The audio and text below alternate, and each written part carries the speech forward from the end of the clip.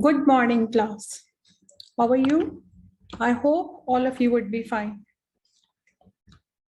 Today, I'm going to teach you a very interesting topic, that is formal and informal English. Now, in life, there are many times when we have to write. We have to write for informal people and we have to write for formal people.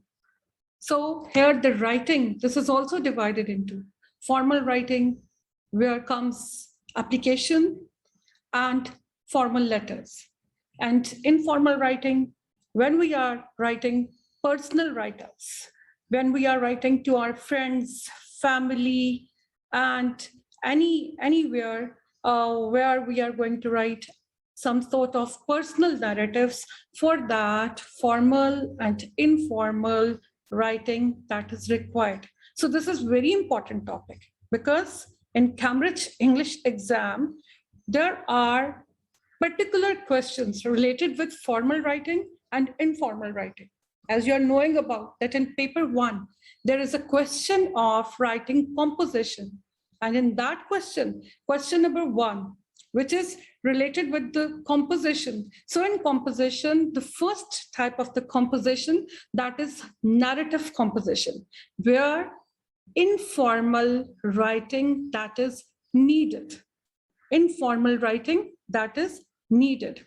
In the same paper 1, there is another question where this is asked that whether we have to write any application, letter, speech, any sort of the article, or any sort of personal letter. So for that, it is required to use formal and informal script there. So for that, it is required that we should be apt, we should be proficient in writing formal and informal writings. So let's move to the next slide, where we are going to see what are the specs and specialties of informal writing. Basically, we need to know about it. What is particularly informal writing? So what is this? Everyday conversations with friends and family and regular emails, which we are writing to our friends and family, where there is no any need of etiquettes and formalities. So for that, informal words and vocabulary is used. Whenever we are writing to our friends, family, and we are writing some sort of personal emails or even some formal emails as well. So for that, informal script, informal writing that is required. Personal writings, not always 100% correct regarding grammar and choice of words. So now this is another spec of informal writing, that there is no any need to use a particular correct, 100% correct grammar. If sometime, anywhere, the rule of grammar that is broken, so no problem at all. There can be like a compensation of it. You're not going to be marked very strictly for that. And choice of words. So when this is use choice of words, so it means that we are not going to use very formal vocabulary. We can use slang language as well while writing personal writings. That is, we have already discussed that those writings may be the letter to friends and families, or those may be the emails. Third point is short sentences. We require short sentences. Choppy sentences can be used. There is no any need to use compound and complex sentences. And now this is another topic which has come out of it.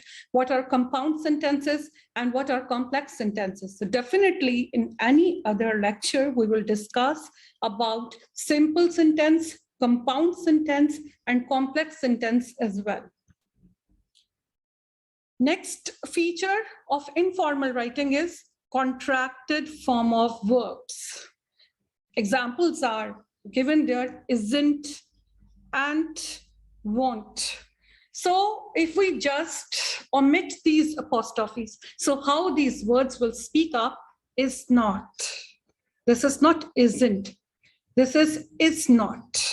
My dear students, what I mean here, whenever you are writing informally, so you can use contractions. You can use isn't. You can use and.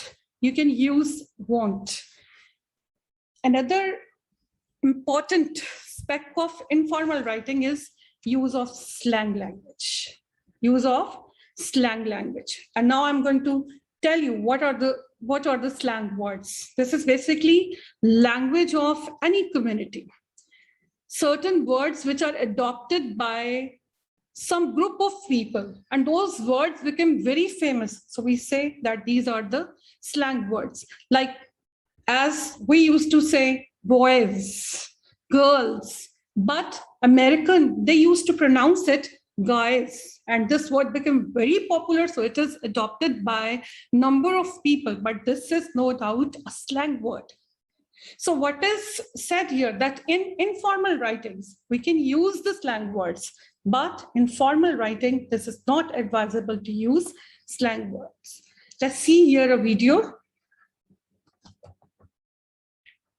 That is just for you because it will help out to understand the slang language.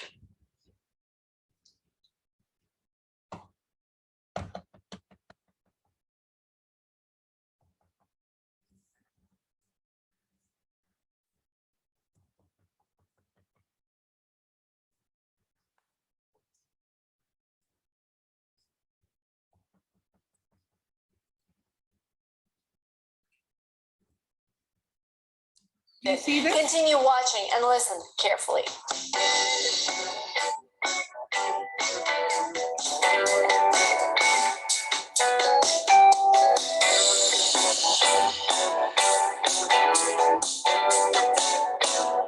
Term number 1 is lit.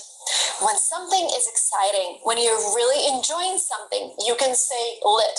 Instead of saying, this party is exciting, I love this party, you can say, this party is lit. It's gonna be lit. This word is used by a lot of Americans. I use it all the time when I think that something is cool. Your hat with an American flag is lit. And you can kind of do this expression that emphasizes the coolness of an object. The next term is goat. And you might think, meh, but no. GOAT is actually an acronym. An acronym means that you take first letter of each word of a phrase. And the phrase is greatest of all times. G-O-A-T, GOAT. Again, you can say, Marina, this video is GOAT. That means, Marina, this video is the greatest of all times. And I won't be offended. Beyonce is GOAT. The next term is snatched. Again, when something is cool, especially in an outfit, her dress is snatched. Her beautiful green, I don't even know how to call it, blouse is snatched. On fleek, this term is used in order to say that something is perfectly done. Something is perfectly groomed. So you need to understand where this term is coming from. There used to be this platform in Vine where people would shoot small funny videos, and there was this girl who shot a video about coloring her eyebrows, and they were so precisely done, she said they were on fleek. And the video went viral, and this term came into everyday English. So now, for example, if your hair is very evenly groomed, and if your hairstyle is beautifully executed, you can say it's on fleek. This is on fleek, as the internet says. Salty. Of course, you can say when some food has a little salt, you can say it's salty. If you want to sound cooler, you can use salty in a different meaning. When someone is salty, it means he is sad about something or she is sad about something. I am salty that I had to cancel my trip to Italy this summer. That means I am sad about canceling my trip to Italy this summer. While her language may be salty, it has great economy and pith. Fit. Now, this term is used in different meanings in Great Britain and the USA. In Great Britain, if someone is fit, and I've heard it for the first time, I think when I first came to the UK, I've heard somebody saying that that guy is fit. And I'm like, maybe he exercises a lot. But yeah, fit means beautiful, beautiful complexion, beautiful figure. It doesn't mean that you have to exercise a lot. In general, if you just look good, you can be called fit in Great Britain. In the US, people use the word fit in order to say outfit, but short version. Like, for example, your outfit was beautiful at the party. Americans can also say your fit was beautiful at the party. Dead. Of course, you know how to use this word, but there's also a positive meaning to it if you want to use it as a slang term. You can say that you're dead when something is really, really funny, that you've laughed all day. For example, 2 days ago, my husband Dima and I watched a movie called Hangover, and we were laughing like crazy. If I want to use this term, I can say we were dead because it was so funny. By the way, so we have come to know with this description that slang words, these are the words which are opted, which are used by the community of the people, some group of people. And these words became very famous, this much famous, that these are opted by those people. And what we have decided, what we have come to the point that these words we can use there in our informal writing. So whenever we are writing any personal letter, means letter to any friend or family member, or we are writing any personal email, informal email, whenever we are writing narrative composition. Now another question, it has come out of it. What is the narrative composition? Narrative, which is basing on experience, where we are narrating his or her personal experience. So in formal language, it is used in the letters which we are writing to friends and families. We can use informal language when we are writing some regular emails or when we are writing some personal sort of the compositions, narrative composition, where we are sharing our personal experiences. And there is no any fixed thing that we need to be very particular or 100% correct grammar we have to use. And obviously, the words of vocabulary, those are not very formal. So informal words of vocabulary we can use. We can remain simple even in the use of the vocabulary.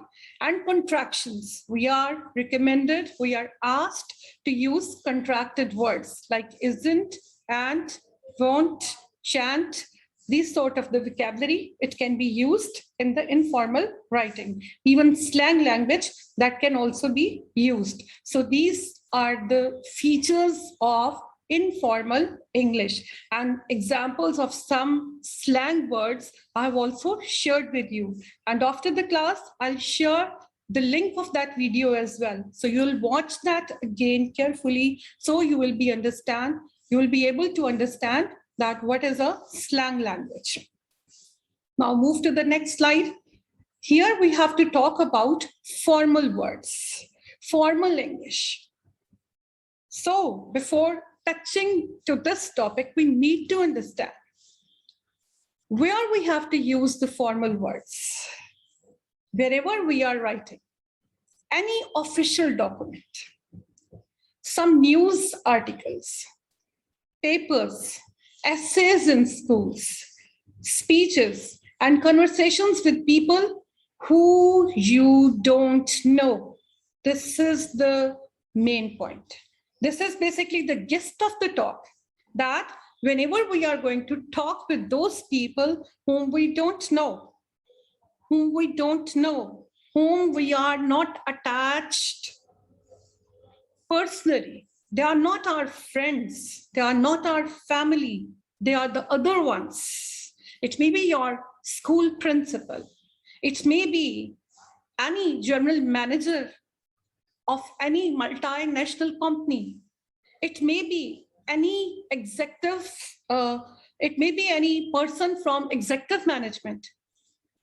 It may be you are writing your email, you're writing your letter to the to municipal committee for the request that sewerage, it should be maintained, hygiene, it should be cared.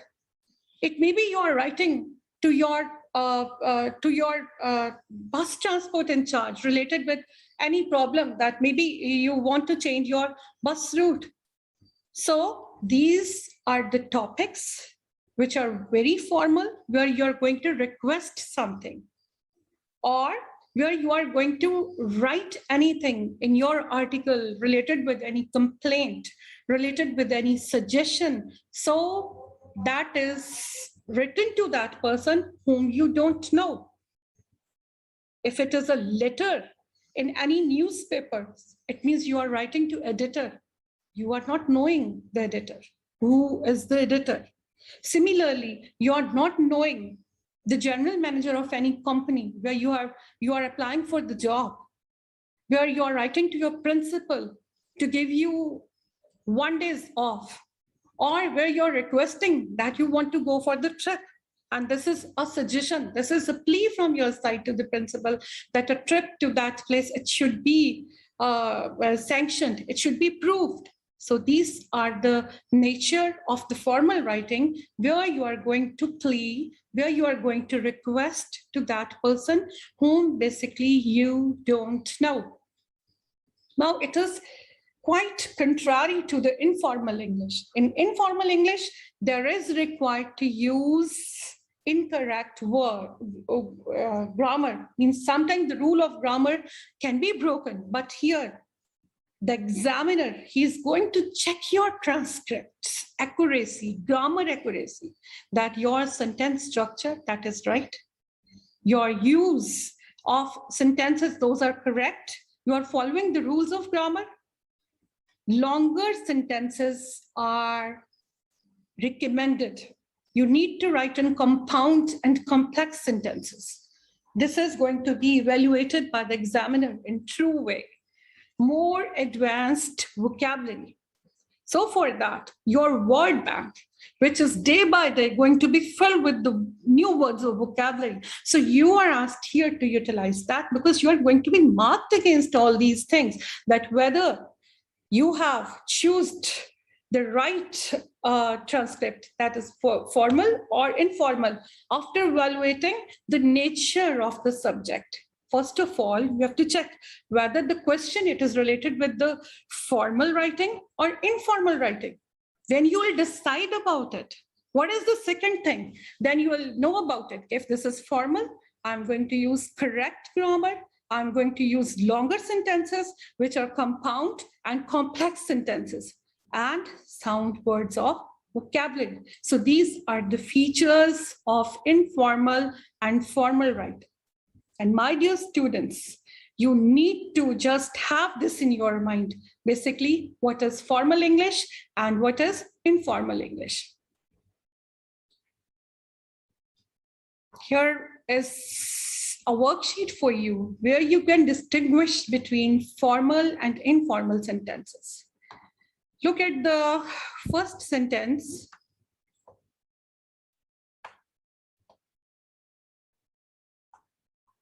Give me the salt, will ya? Okay, so this is an informal sentence. Why? Because apostrophe is used here, contraction, and this is not a proper way of asking this, that someone requires salt or not. Look here, the formal way of writing. Could you pass me the salt, please? So this is the accurate way of asking someone that he requires salt or not. This is a conversational style. This one, informal sentence, give me the salt, will ya? This is a conversational style, which we can just write to our friends or to that person whom we know. Now look here, the second sentence, could you pass me the salt, please? This is a formal sentence, which is very much required in the formal English, formal writing. Now look at the second sentence, I'm sorry to tell you that. So this is a bit informal, and look here at the formal script, I regret to inform that. Okay, so instead of sorry, the proper word, which is regret, that is used. Now look here at the third one, call me if you have any problem. Again, conversational sentence, but instead of it, what is recommended to use? Should you have a problem, please call me. Should you have a problem, please call me. It is said so on the paper. It is said so on the paper. Means it is written onto the paper. Again, I have used the conversational sentence. It is written on